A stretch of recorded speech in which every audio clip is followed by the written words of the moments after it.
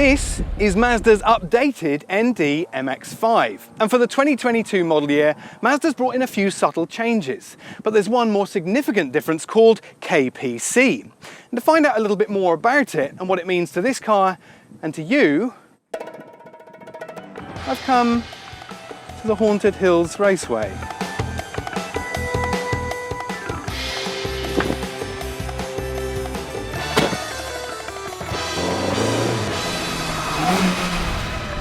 As if I'm not going to grab the keys to this, come on.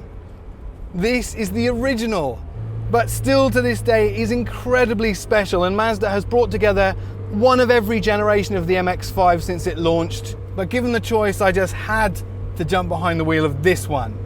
It may be an old car now, like its driver, but it still has so much to be loved. The driving position is a little bit strange. I feel like I'm sat up and the steering wheel has no adjustment. It's way over there in the distance, but there's so much that's right about it.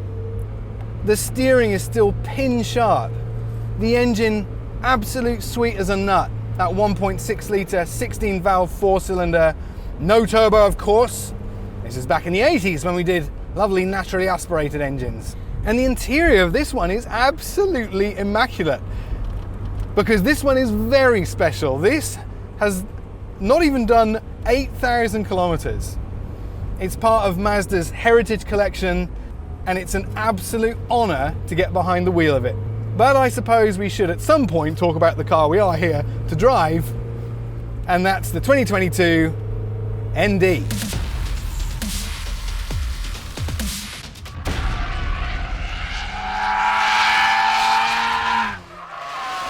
The update is fairly light. You get a couple of extra colours for the exterior and a new interior tone, but other than that, the MX-5 is pretty unchanged for 2022. And that's a very good thing, because as the old expression goes, if it isn't something or other, then don't something it.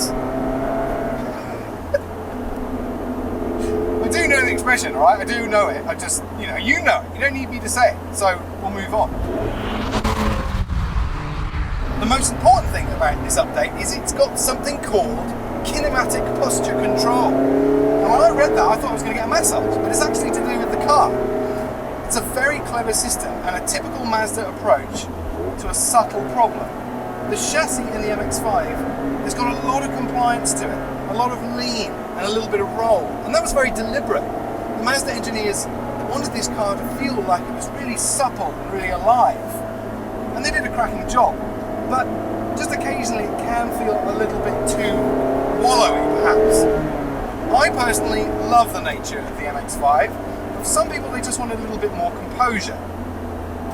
The issue was partly addressed when they introduced the RS version, and that came with better dampers, bigger brakes, and a strut brace at the front.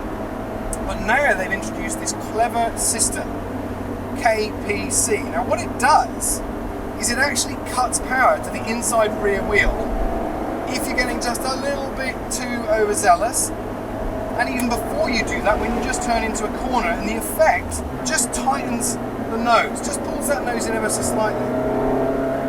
Now the effect is subtle, but actually very noticeable, and on some of these corners I'm being able to tuck the nose in a lot earlier, and then the really tricky corners I can actually turn in later. Now when I say this is a typical Mazda approach, they did something very similar with G-vectoring, a very clever system that works on the front axle.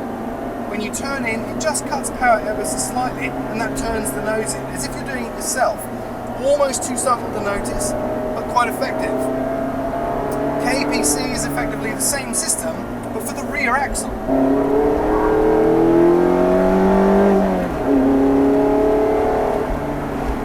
I was worried that the system was going to take away just a little bit too much of Mazda's soul. Don't forget, this car has to feel natural and organic, and I'm very happy to say that on this racing circuit, it really does.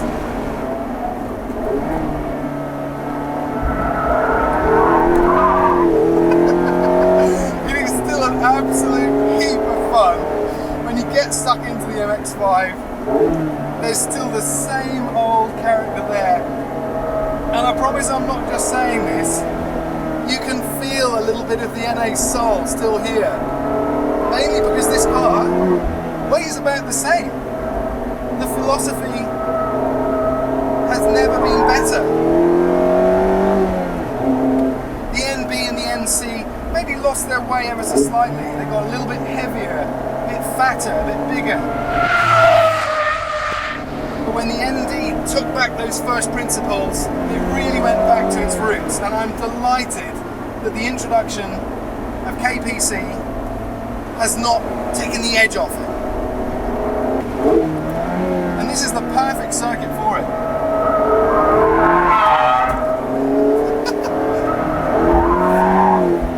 Really is an absolute delight. These tight corners, they're relatively slow and tight, so you can really lean on this brilliant chassis, get a bit of a slide on. It's never going to bite the hand that feeds it.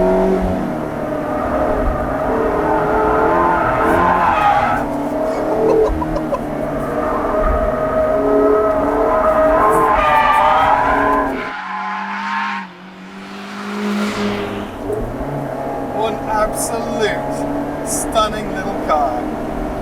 I was terrified, frankly, that the introduction of this new system was going to take away some of that roll and flatten the ride out too much, like Mazda's trying to make too much of a track car of this thing. And it's not supposed to be that. It's supposed to be a little bit supple and pliable. I can definitely notice what the system is doing.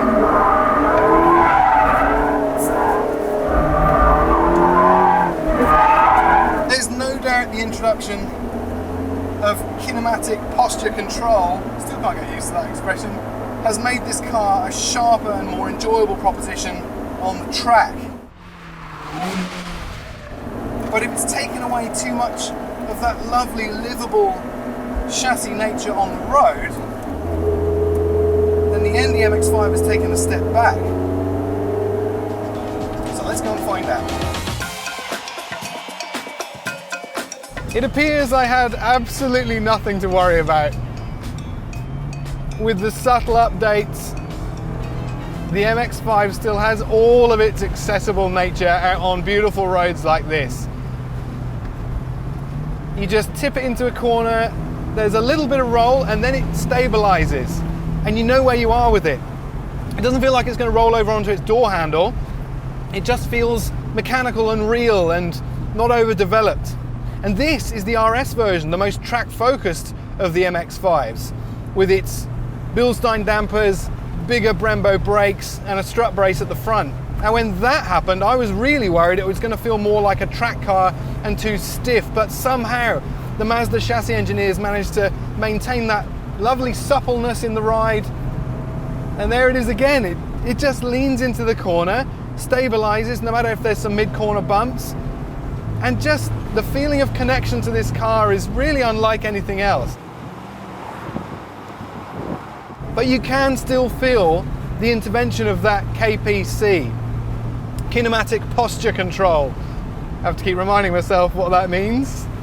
And it's not to do with sitting up straight at school.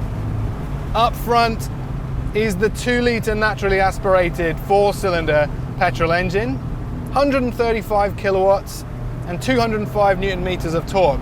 Doesn't sound like a lot, but remember, the ND went back to first principles and it weighs about a ton, 1,000 kilos. So you don't need a lot of hustle to make it move in a way that other cars need so much more power to do. But the best thing about the new technology under this car is it doesn't require any hardware to make it work. It's all done with the existing electronics.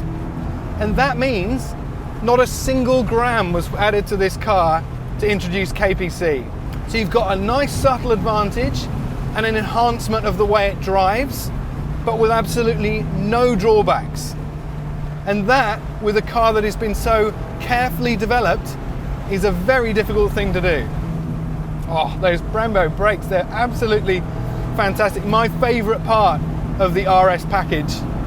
4-piston calipers up front, and it's a really solid pedal feel, nice and progressive, This car doesn't take a lot of slowing down because it's so lightweight, but it just adds that little extra bit of confidence when you're pushing on roads like this or back at the track.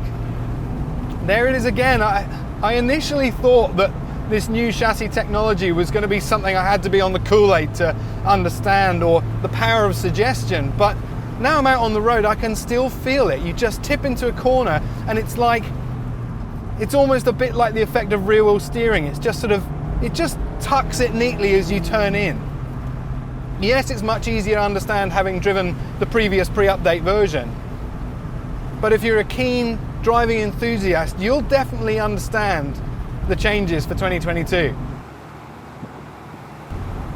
As for the rest of the update, pricing has changed a little bit, or it hasn't, depending on how you look at it.